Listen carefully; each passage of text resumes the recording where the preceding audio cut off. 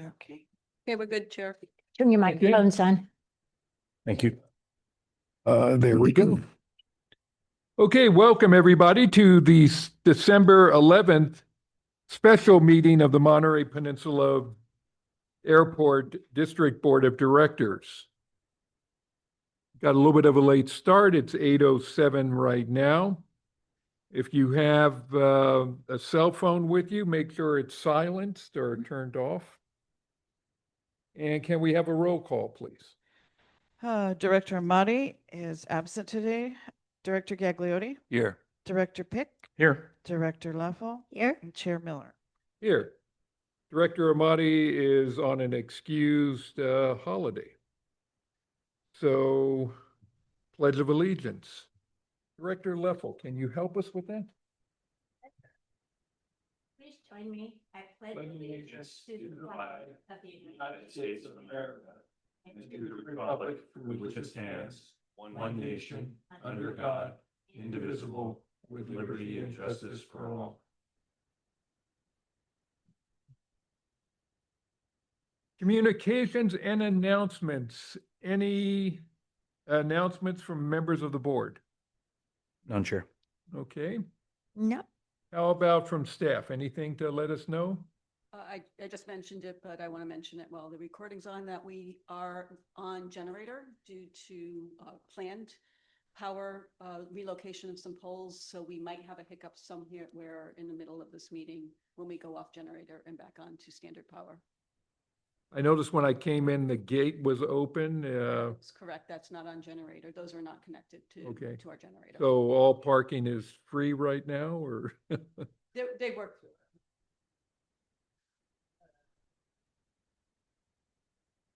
So we worked with our parking operator to ensure that there was coverage for the long-term lot. The long-term lot is not on generator power. So they've been here since 3 o'clock this morning. So long-term parkers are being processed manually, while the premium and the short-term are not.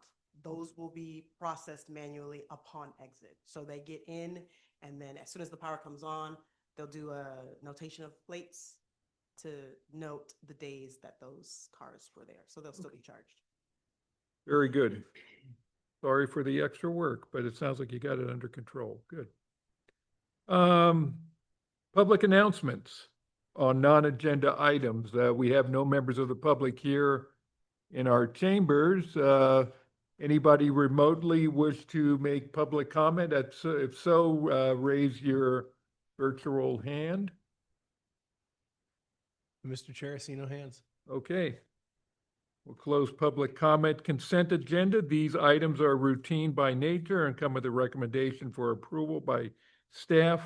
Any member of the public or board can pull a item from consent agenda. Does any board member wish to do so? Nope. No. Does any staff member or member of the public wish to do so? Okay, I'll entertain a. I move approval of the consent agenda. Second. Okay, first by Director Leffel, second by Director Gaudiani. And we have all those in favor say aye. Aye. Aye. Anybody opposed? Anybody abstaining? It passes. Okay, let's go to regular agenda items. The annual financial and compliance report. Who is going to help us with this? Mark, is that you? I'll give you intro and then Ryan Domino, who's the partner.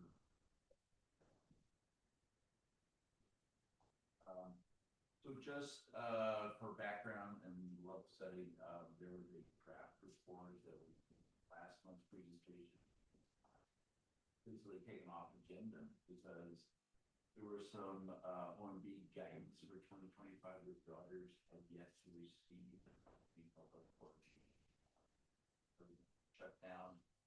That guidance has been received, and I'll let Ryan confirm this, but I believe that the report that you see today is exactly the same report that was previously circulated. That Ryan, you're up.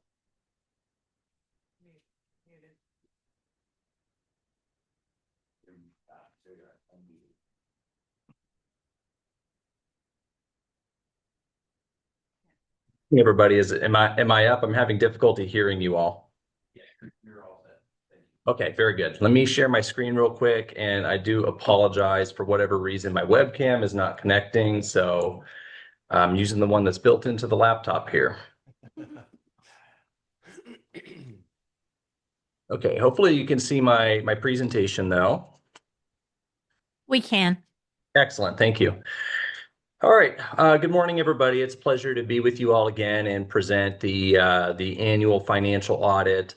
Probably a couple months ago now, actually, presented preliminary results based on the audit testing we did in the committee meeting. However, the federal government hadn't finalized a few things for us, so they were not letting us finalize our audit reports at that time.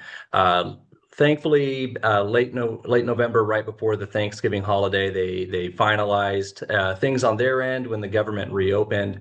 So we were able to finalize our report, and so I'm here to present the results of that today. Here we go.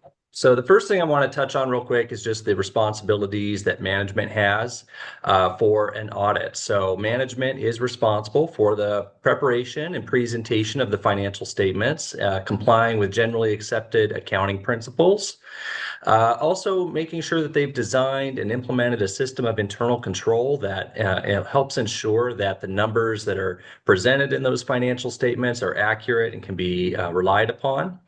Management's also responsible to consider whether or not there's any severe financial hardship in the immediate horizon of the entity and come up with plans to respond to that if anything was identified, as well as compliance with any and all federal award program guidelines. So that's what management is responsible for. As your independent auditor, I'm responsible for conducting the audit in accordance with a number of standards. So we have generally accepted auditing standards, which is kind of the base level, if you will. Every audit and every industry has to adhere to these standards. But because the district is a government, it's actually subject to two higher levels of audit. One is government auditing standards, which requires us to not only look at the numbers, but also to test compliance with laws, regulations, grant agreements, contracts, those types of things. The California minimum audit standards for California special districts is a requirement as well. And because the district receives a lot of federal funding from the FAA, it's also subject to the federal uniform guidance. So we conduct all of our audits in accordance with those standards. We exercise professional judgment and professional skepticism. I always drill it into my staff that, show me the proof is what we're always looking for. We conduct a risk-based audit. So there's hundreds and thousands of transactions that happen in any given year. So we really focus in on those transactions that are higher risk because there's no way we could test 100%. We develop thresholds for materiality and really focus in on those areas that would be important to the readers of the statements while still making sure that we're comfortable with the statements as a whole. We want to understand the internal control structure so we can focus in on areas of specific risk. We evaluate estimates for reasonableness. And then we also consider if there's any severe financial hardship coming down the immediate future and report on that if we were to come across it. So your financial statement is broken up into a couple of sections. The first section is the financial section. This is where me as the auditor, I spend a lot of my time. This is where the financial statements, the balance sheet, the income statement, cash flows, management's discussion and analysis, the notes, all those things that create a basic financial statement are included in this section. And all of that information is reviewed by us as the independent auditors to make sure that it is correctly stated, it complies with GAAP, and that you can rely on the numbers presented in that section. So at the end of the day that you want to hear about the results. So I'm pleased to report that this year we rendered an unmodified auditor's opinion. This is the highest and best opinion the profession allows us to render. Basically means that the financial statements are reliable in all material respects. They comply with GAAP and so on and so forth. There's also another report that we issue in accordance with government auditing standards. This is our report on internal control and compliance. This is where we would report on any sort of material weaknesses, significant deficiencies, or material non-compliance. Again, I'm pleased to report that this year we had no findings. Last year we had some findings, but those, when we circled back around. Ryan, and- can you hold it up for a minute, please? Yes, yes. We lost you here. We're having a power issue. Oh, okay. Yeah, we're having some technical difficulties with the video, not the audio. Okay, Would have got it. said something sooner, but I wanted to see what happened with the Right. countdown. No worries. Let me know when you're ready. Yeah, we're back. You can continue. Okay, very good. So, as I was mentioning, last year we did have some findings, but we reviewed those and the steps taken by management to resolve them, and we do consider those findings closed and resolved. And this year's audit report has no findings. There was a change in accounting policy that took effect this year. So a new GASB statement came out. So your compensated absences, which is vacation, PTO, sick time, that type of thing.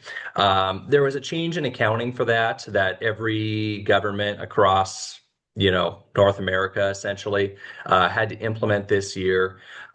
Because the district was pretty much in the way that it was calculating compensated absences before, was already compliant with this GASB. There really was no impact on the financial statements, so you won't see anything different really there. Like I mentioned, we have to evaluate estimates. So the two big estimates in your financial statements are your pension and other post-employment benefits liabilities.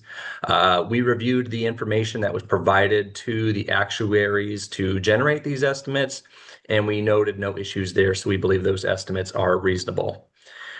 We had no difficulties conducting the audit. Like I mentioned before, the only delay in issuing our report was due to the government shutdown and nothing from the district side. We received everything we asked for in a timely manner. We did have one corrected audit adjustment. This was really just a accounting entry, if you will. So a few years ago, there was a GASB statement called GASB 87, which changed the lease accounting. And so one of the things that we had to do was a relatively simple accounting correction to true up deferred inflows related to leases. It didn't impact any cash or anything like that, or the revenues that were reported on the daily. It's pretty much just a year-end accounting entry. So we did have otherwise there.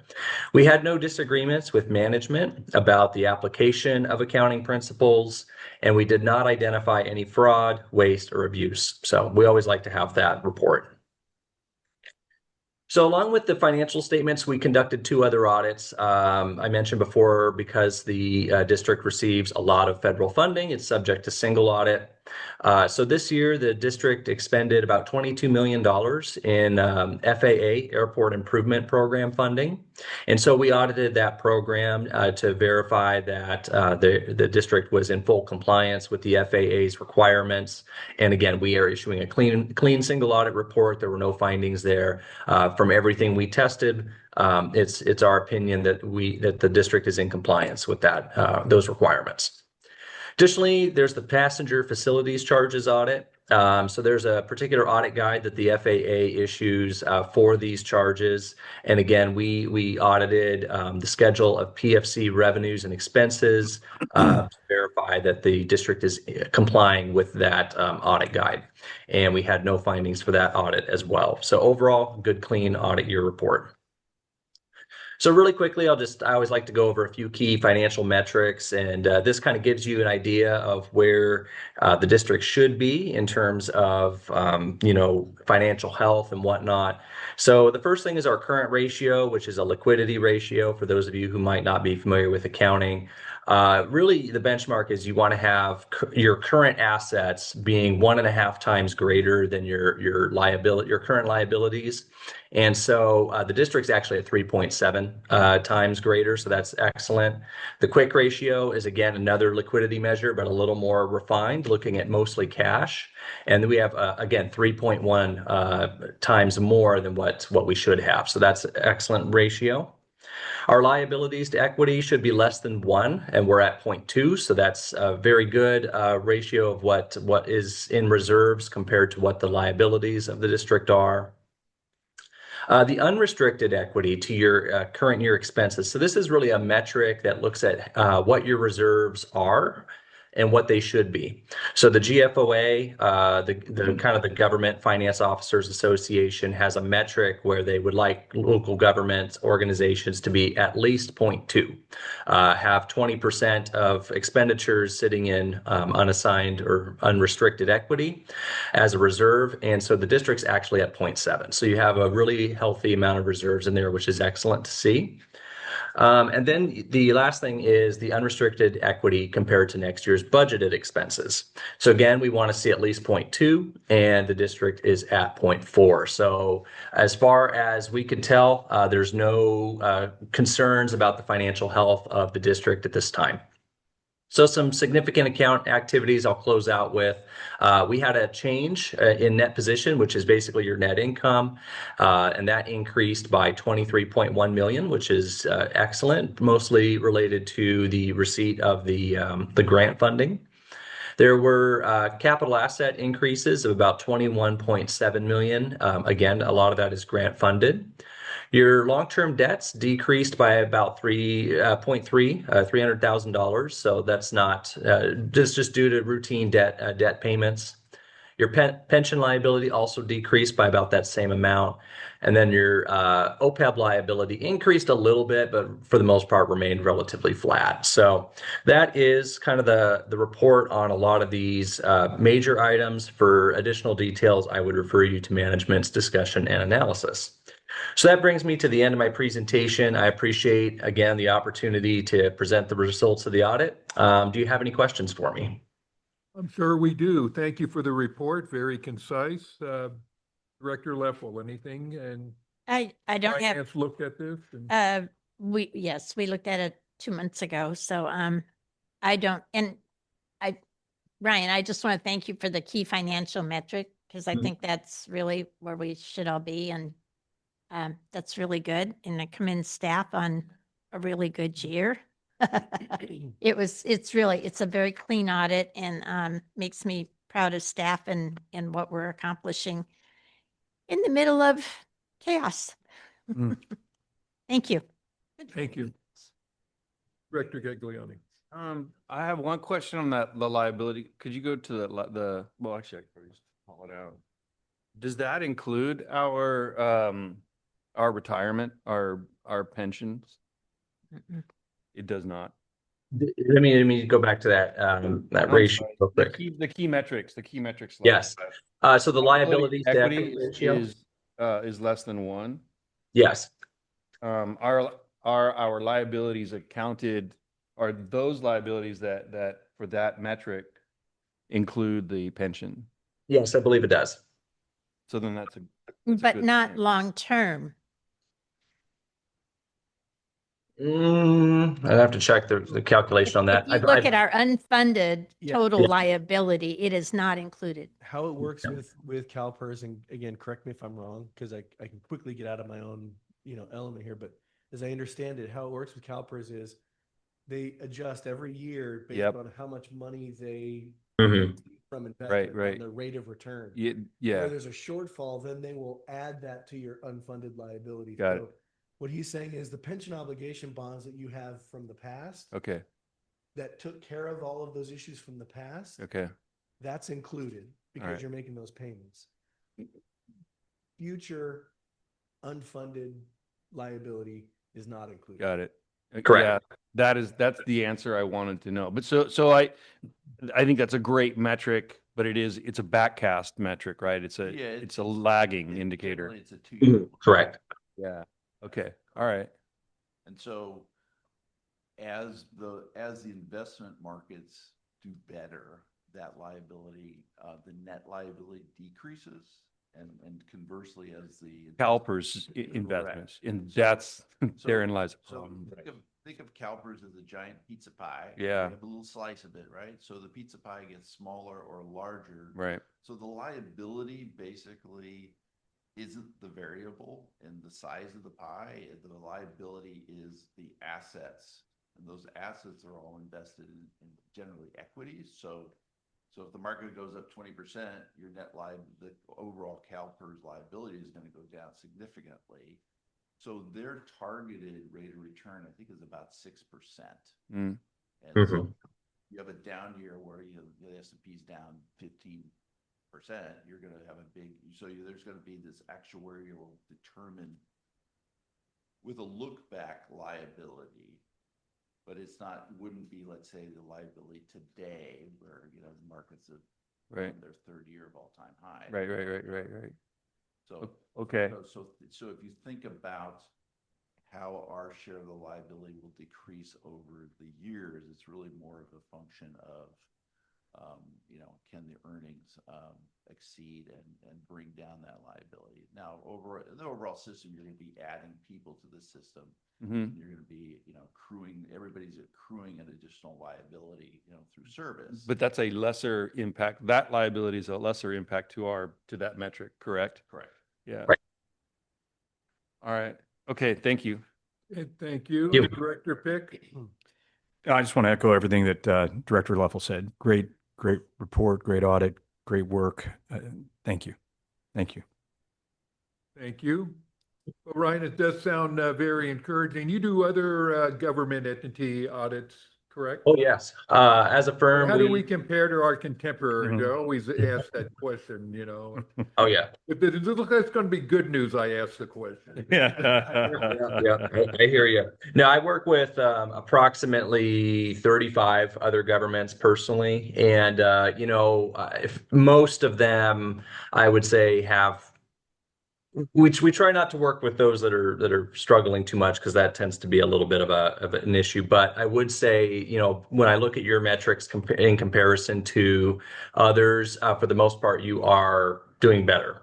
The special districts tend to, as a whole, do better than like cities and counties in this area, because there's a more business type mentality, whereas a city and a county doesn't quite have that same motivation, if you want to use that terminology. So your metrics are very good overall compared to other local governments, and even among special districts, these metrics are very good. Thank you. Mm-hmm. Okay. Well, we received the report. We don't have to vote on it or anything. Right. So unless there's serious objections from the board, the report is received. Ryan, thank you so much for your help. Staff, kudos for everything you accomplished last year, and we look forward to many more good audits to come. Thank you. Thank you. I Wild ride, appreciate it it. will just begin. Yeah. Have a nice Okay. holiday, Ryan. Yes. All right. Thank you. Likewise. Happy holidays, everybody. Thanks, Ryan. Bye-bye. Bye-bye. Okay, item number G2, employment agreement between Monterey Peninsula Airport District and Executive Director Christine Morello. Scott, I believe you're helping us with this one. Yes, I am, and I'm thrilled to be able to help you with it. I'm thrilled to be able to make this presentation this morning. Following the retirement of your former executive director, Mr. Lapierre, the airport conducted a nationwide search through an airport-focused search firm, and the board interviewed several candidates and selected Chris Morello as the most qualified and individual and as the next executive director. Government Code Section 54956, subsection B, does require that employment agreements be approved at a meeting with open and public, and with the contract being in the agenda disclosed for transparency reasons beforehand.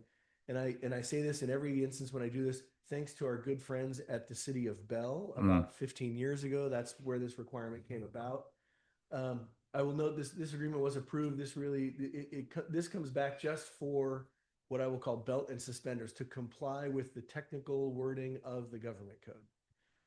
The only group that might make an issue about it if it were not approved at this meeting would be potentially CalPERS at some point in the future by saying, hey, wait a minute, this wasn't properly approved. You have to go back and redo it.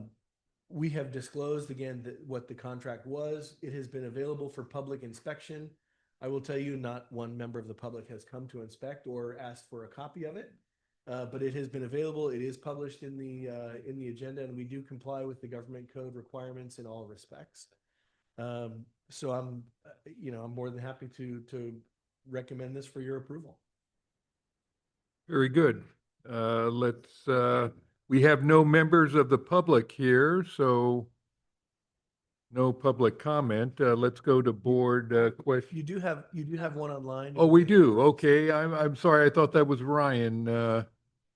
Was it, if any member of the public wishes to comment on this item, please raise your hand. Oh, your hand is raised. Okay. Hello, board. Happy holidays. I'm Marlena Brown from the Naval Support Activity Monterey. On behalf of our brand new commanding officer, Captain Ryan Easterday, and myself, we are so excited that Ms. Morello has gotten this wonderful, well-deserved and earned position. And we really look forward to continuing to work with her and your very, very capable staff. And the buzz is getting out about the military lounge, so we're excited to see what's coming for these years in the future. So thank you. Thank you. Okay, let's start with Director Pick. Do you have any questions? No questions, Chair. Just want to echo Scott's comments. This is a great day. Thank you. Director Gaglione? I echo exactly. I'm very, very happy about this. I'm really glad it worked out the way that it did. So, and congratulations. Indeed. Director Leffel? Well, I'm very pleased. I did have one question. I thought it was going to start January 1st.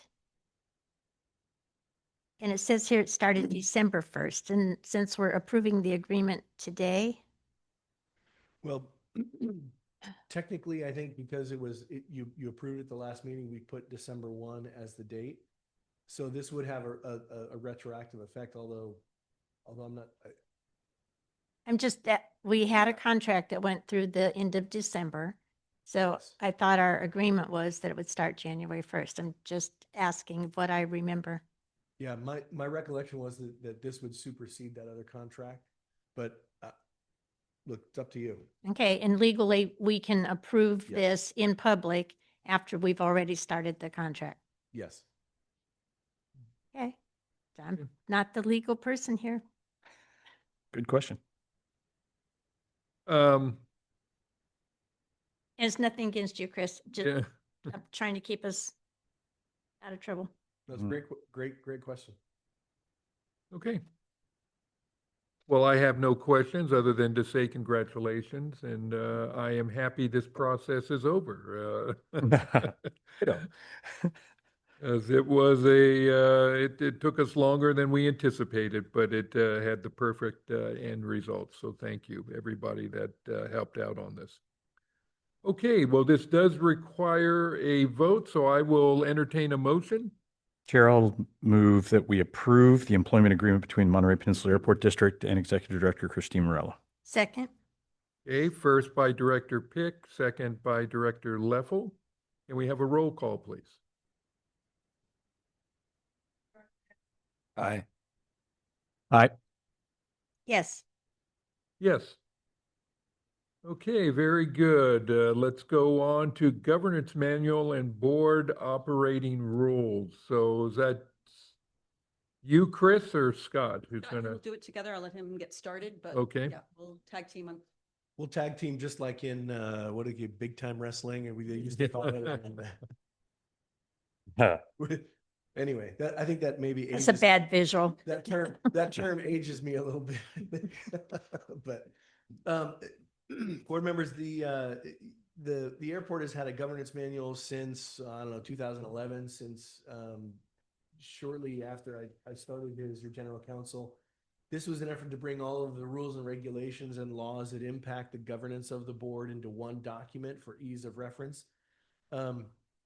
As this document, or excuse me, as the rules of procedure get updated and amended, and as the legislature changes laws, and one in particular related to, for example, board member compensation and stipends, this then necessarily needs to be updated.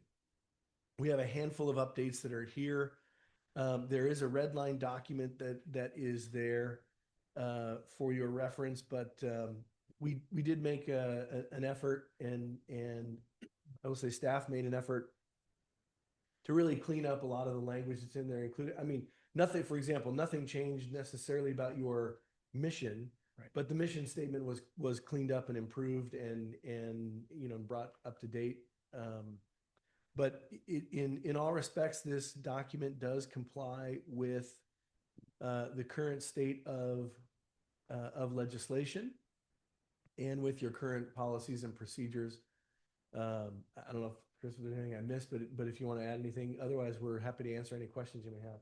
No, I would, when we talked about it, when we said we'd bring it forward, it's based on a couple things specifically. First, as Scott said, the mission statement, you had a strategic planning workshop in 2023, and this did not get updated to reflect that. And we've also included the mission and vision in the non-red line version so that, again, new board members that weren't here at that time get to see exactly what was decided and where we're going. It really is reflecting the new finance policy manual that we approved this year, and it reflects the adjustment of the meeting date and time. So those are the substantial pieces that have been updated to be in collaboration with the other policy manuals and documents that we've approved this year. So happy to answer any questions, but you can see it all in red line. Thank you. Some are blue. Is there a difference between the blue and the red? The only difference is the individuals who modified it. Okay. When someone goes in to track changes and makes changes, and then they send it to someone else by email, and then that person makes changes, they differentiate it by color, so hey, it was different editors. Okay. Good to know. Let's start with questions. Director Leffel, any questions? I didn't have any. No, thank you. Director Gaglione, No. Director Pick, None, Chair, thanks. and I have no questions either. So thank you for reviewing this and updating it. Very nice. Carl? Yes. I did see CSDA sent out a thing on new bills, and I did see that starting in 2026, all of us are required to do a new mandatory training, which is on financial responsibility of the board. So it looked to me like they're not even going to start, like they're all struggling to see who's going to give it. But the first one is scheduled for like February or March.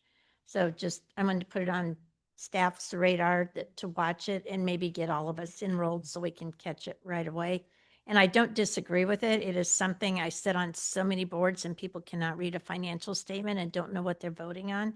So I think it's really important that we have it. But I think it's going to impact this because it's going to put another mandatory training on here.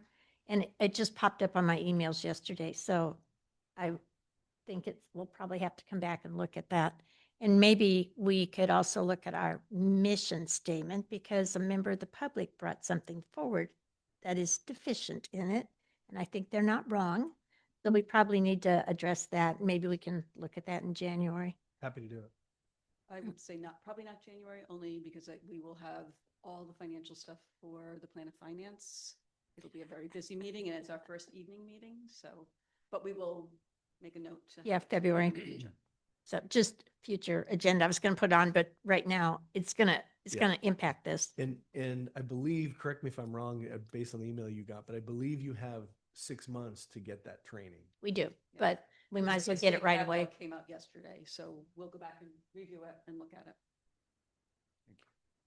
Okay.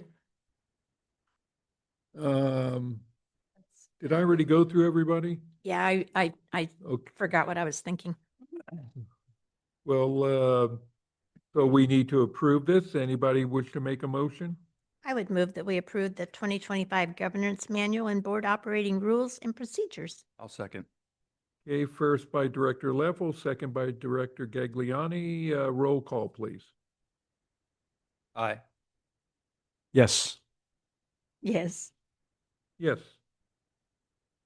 Okay, Resolution 1918, a resolution approving FY 2026 to 2031 Airport Capital Improvement Plan. So yes. Chris, is this you? It is me, and you have in front of you a slightly revised version, so on your dais, just the total for 2026 was incorrect on the first version that went out, but the one that was posted, and John, the one that you would have gotten electronically was Okay. correct. All right. So, annually, we submit to FAA our proposed airport capital improvement program. This allows them to evaluate nationwide what are the needs for capital improvements at airports. This is how we get in the queue for funding of our projects. And it is a requirement in every grant that we write that we provide them this document that says that the boards have approved it. This also gives us the authority as staff to write the grants, submit the grants, and accept the grant agreements when they come. So it makes us very flexible in moving quickly when sometimes FAA is delayed. There are often times where we have a day to execute a grant. So this process really helps in efficiencies as well as us being ready and able and nimble to take federal dollars as we move forward. So you'll notice really usually years, the first 2 years are what FAA is really looking at. So obviously we're in fiscal year 26 for FAA's purposes. It starts October 1st and runs till September 30th.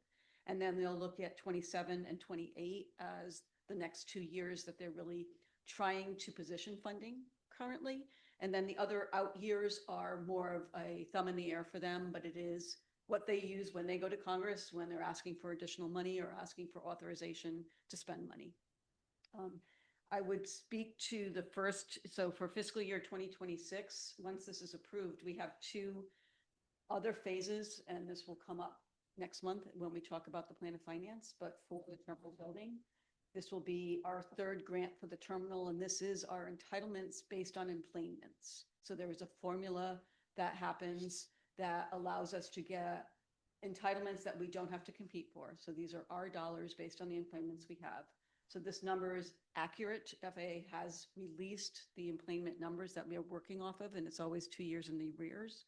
So this number is accurate. And also I would note that this year we're still in the 95%, 5% match year for Yippee. fiscal, which is great.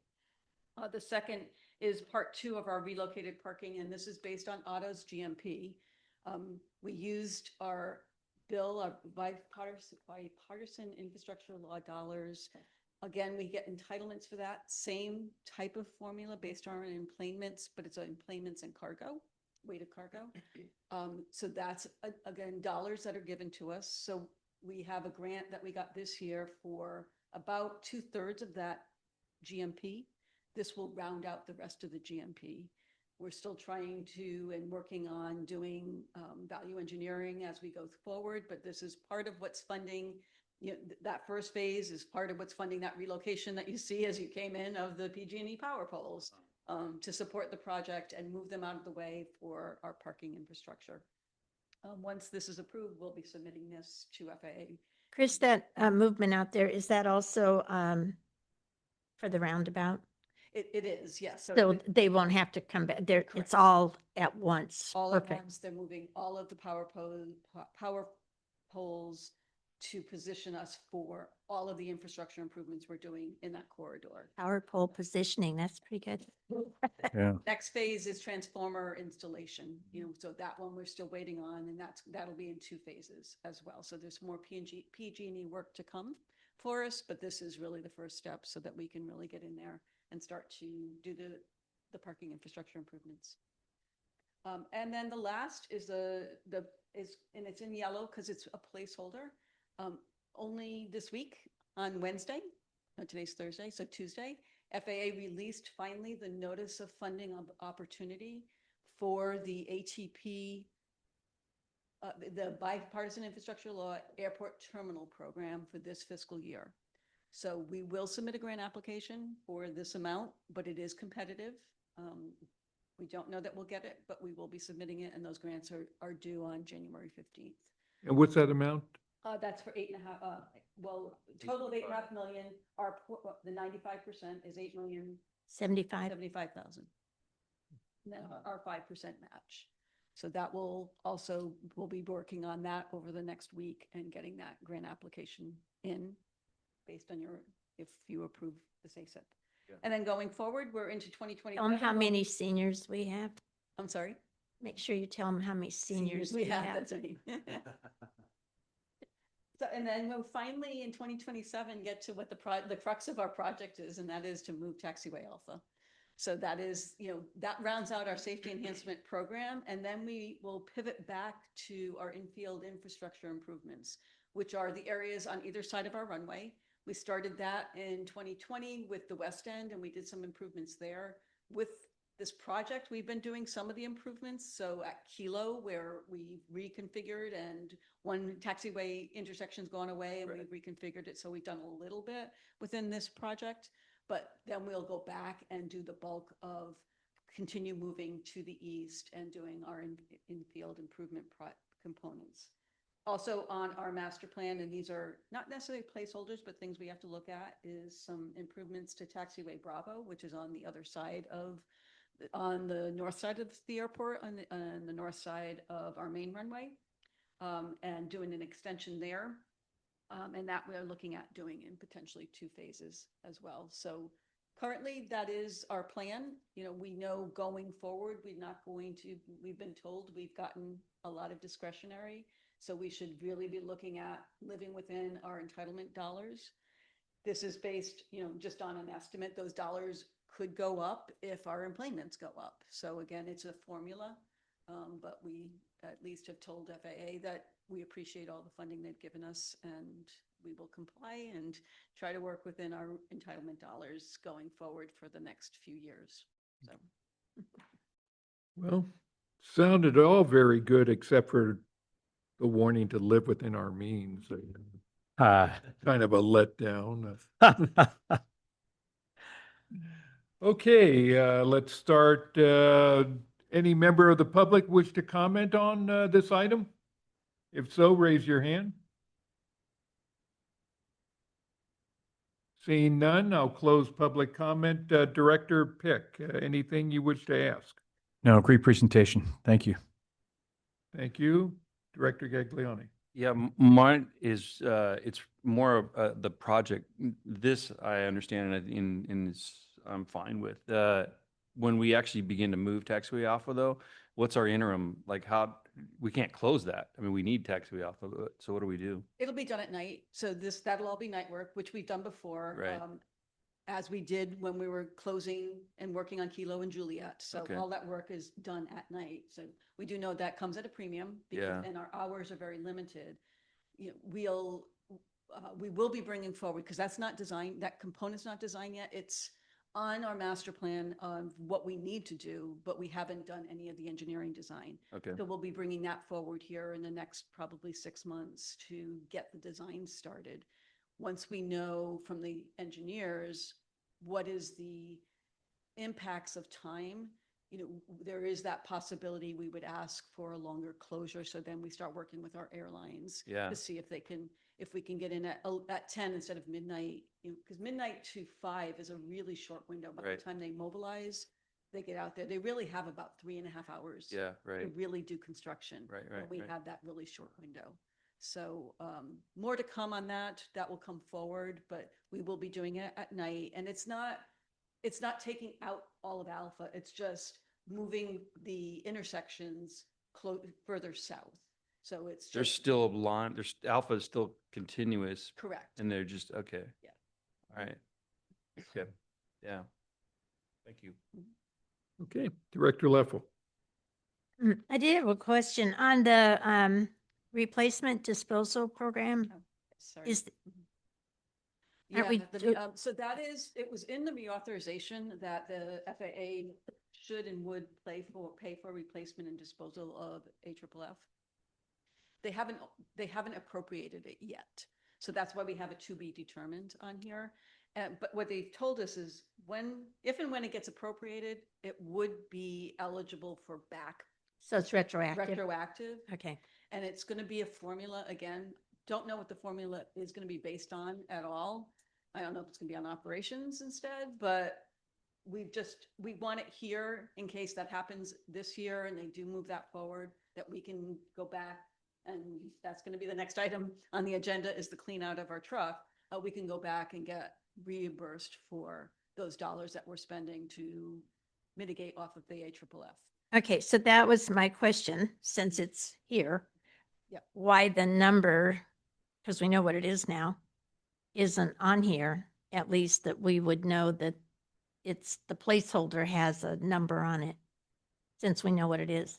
We can go and put that in if you'd like. Absolutely. We know what It seems is. to me Yeah. it's more accurate Sure. since we're looking at both of them today. Yep, before we send it to FAA, we can put that dollar in and it would be based on the purchase of the replacement foam that we needed to get. So our truck, the new truck came with foam, enough for its one load.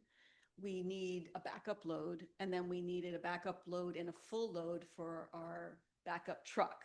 So we made that purchase. It was under the threshold for authority to sign. So we went ahead and made that purchase and have that on hand. So it will be that cost of the foam that we've purchased as well as this. And we identified it as a project in our own capital improvement plan this year.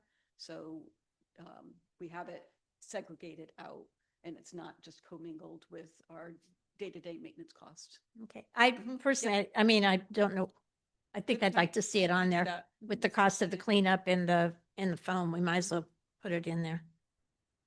Okay. Yeah, so Sounds the good. full cost was 45,000. And then we'll get to the next one and then we'll put those two numbers in.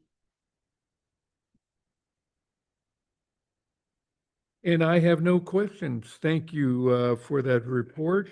I would move approval of resolution 1918 with the Modification. modification of the numbers under the AFFF replacement program. So it'd be 172,000. I'll second. Okay, we have a first by Director Leffel, second by Director Pick. Can we have a roll call, please? Aye. Aye. Yes. Yes. Okay, we are just moving at breakneck speed here. Resolution 1919, authorizing expenditure of funds for ARF truck cleanout services. Yep. Well, we just talked about this, but Yes, we did. This is a perfect segue, Chair. So I'll lead you through this. thank you, Whitney. As Chris mentioned, we just purchased the striker as well as foam, the current compliant foam for the striker, which would be the fluorine-free foam, the PFAS-free foam. And we are looking to move our backup truck, the Rosenbauer, also to the fluorine-free foam. We solicited proposals. We received 2 proposals, and today we are presenting to you recommendation for awarding the contract to DCS Testing and Equipment. Their proposal totals $127,000. It met all of our operational and environmental compliance criteria. Yeah, we're looking for you to recommend or adopt Resolution 1919, a resolution authorizing the expenditure of funds for ARF truck cleanout services by DCS testing. And as attachments, you do have the proposal from DCS. And let me just add to it a little bit as well. This gives us the ability then to, so as Whitney said, our striker came clean, and our building is clean. So we have a tank in the building that never had the AFFF in it, which is great. So those were clean, nothing to do. The Rosenbauers are going to be our backup. We want that clean. We want to move forward so that we have the backup and one phone that we're working from. The Striker, the Oshkosh, no, the Rosebar? the other one, the Titan. The Titan. The Titan is something, that was our backup when we had the Rosenbauer. We purchased that with district funds. So we want to get that ready to offload. We Yeah, will not so- need that anymore. Correct. So just FYI on that one. But that one needs to be clean. It is contemplated in Yeah. this quote that you received. We asked for it as an adult, Right. thinking that you would want to clean it before we Right. disposed of it. Yeah. So that is included. Okay. So, did I ask any member of the public if they wanted to, does any member of the public wish to comment on this item? Okay, I don't see any hands raised. Let's start with Director Leffel. Any questions on this? I did have one. I can't remember what I saw, but I think they had a delayed start time on this. It wasn't like Yes. we approve it and they're going to be here on Correct. January They're 1st, unable to start until March. March. So is that going to impact us in any way? It shouldn't. We have our Oshkosh, which allows us to meet our index. We have our backup phone, so we're in compliance. Okay. Okay, that was my question. Okay. Director Gaglione. No questions. This is fine. It's good. Great. Likewise. Okay. I just have a couple quick questions. We're party to a lawsuit. Maybe Scott or somebody can give us an update on that since, and I would hope that our out-of-pocket costs for this would be covered if there's any settlement.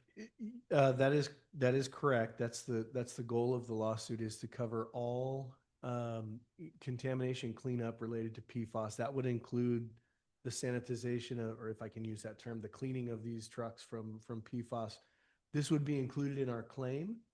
The status of the lawsuit, and this is not secret or this is a public information. There are so many agencies and individuals who have sued that the court has prioritized they've sort of classified the different claims, and they've prioritized them with those that are in the drinking water realm. Those will be dealt with first. Those that are in the ground contamination and non-drinkable water contamination are in the second group. And then those with personal injuries are in a third group. So we are in that middle category. They are still dealing with the backlog of the first category.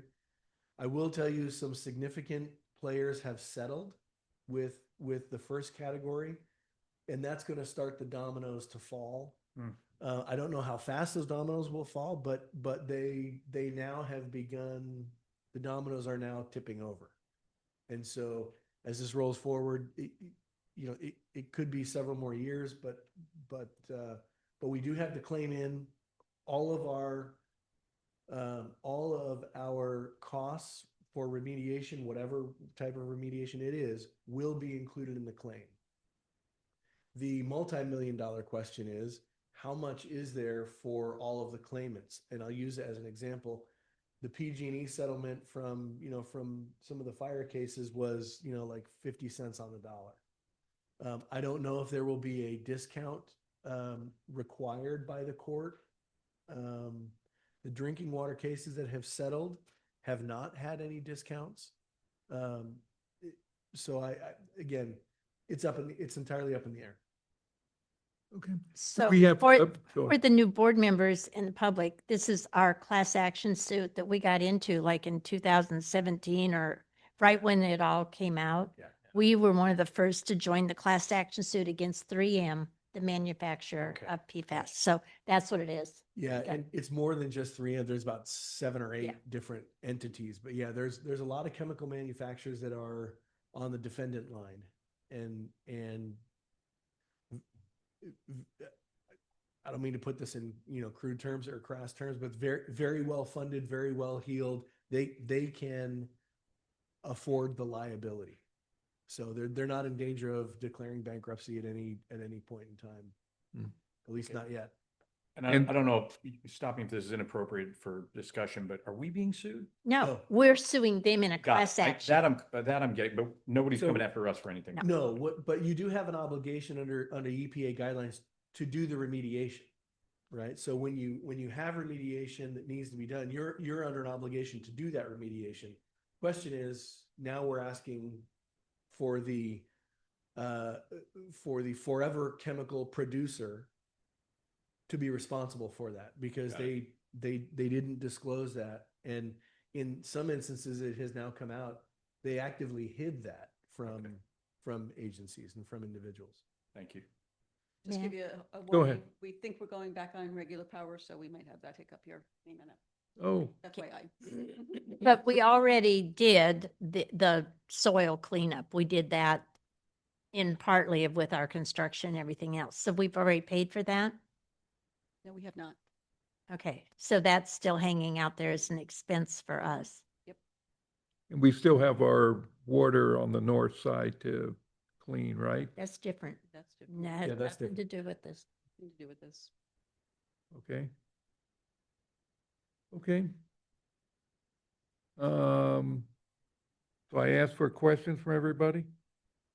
Keep me in line here, moving too fast. No, I think, I gotta keep notes, hey, oh. there we go. Thanks for the warning. Yeah, Okay, That was it. Hey, they were on time. we should be still on because you're on battery power and the thing, so it's just the TV. so we're still online and everything? Everything's good? I think we're web, we might be offline because I just went offline. The router may be rebooting. Right, exactly. Look at your,